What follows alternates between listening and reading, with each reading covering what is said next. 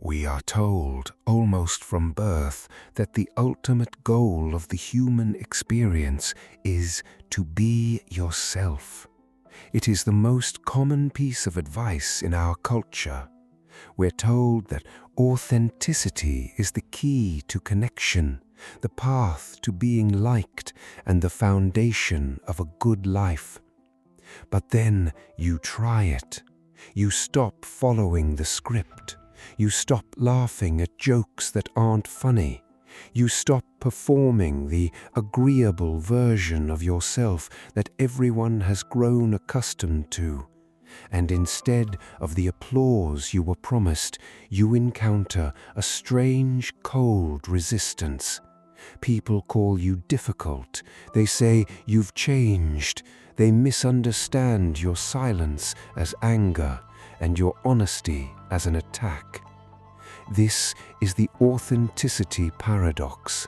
It is the unspoken rule that explains why the more real you become, the more friction you create.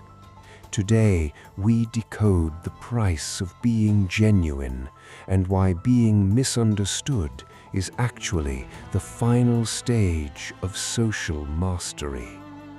To understand why genuine people are misunderstood, we have to understand how the human brain processes social safety.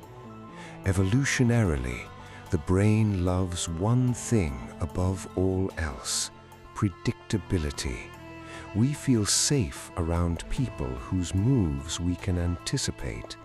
If someone follows the politeness script, we know exactly how to interact with them. It's low effort, it's safe. Genuine people, however, are inherently unpredictable. Because they aren't reading from a collective script, they react to the reality of the moment, not the expectation of it. If they are tired, they don't pretend to be energetic. If they disagree, they don't nod along. This creates social friction. When you stop being predictable, people stop feeling safe in the lazy lizard brain sense. They don't have a file for you. And when the brain can't file you away, it defaults to a negative interpretation. They don't see your authenticity as truth. They see it as a glitch in the system. There is a deeper, more uncomfortable reason why genuine people are misunderstood.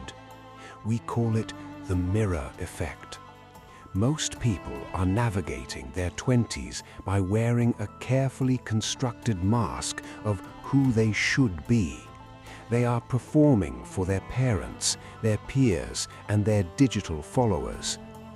When a performer encounters someone who is unapologetically real, something happens in the subconscious. Your lack of a mask acts as a mirror to their mask. By simply existing as yourself, you are inadvertently highlighting the fact that they are performing. You are a walking reminder of the honesty they are currently suppressing. They don't misunderstand you because you are confusing. They misunderstand you because you are a threat to their performance. Their dislike of you is actually a defense mechanism against the realization that they aren't being real with themselves. It is easier to call you weird or antisocial than it is for them to admit they are tired of pretending.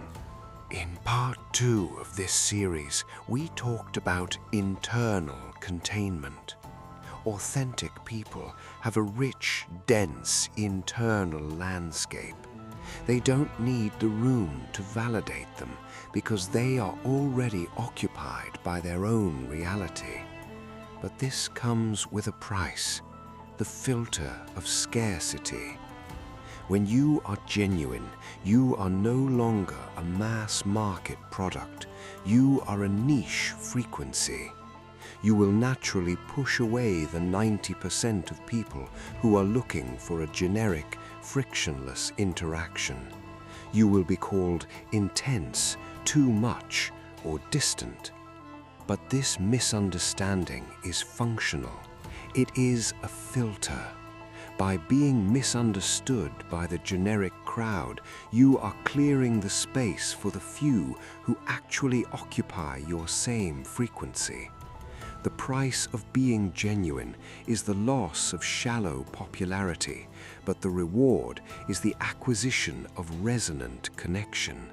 You are trading a wide, thin network for a narrow, deep anchor.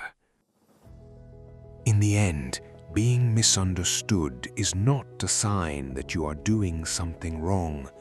It is a sign that you have stopped participating in the social performance. It is the moment you move from being a character in someone else's play to being the author of your own reality. The most magnetic people in history were almost always the most misunderstood in their time. They didn't fit the script because they were busy writing a new one. Accept the price, embrace the friction, because the people who truly matter will eventually find your frequency, and they will recognize you precisely because you didn't try to make it easy for everyone else.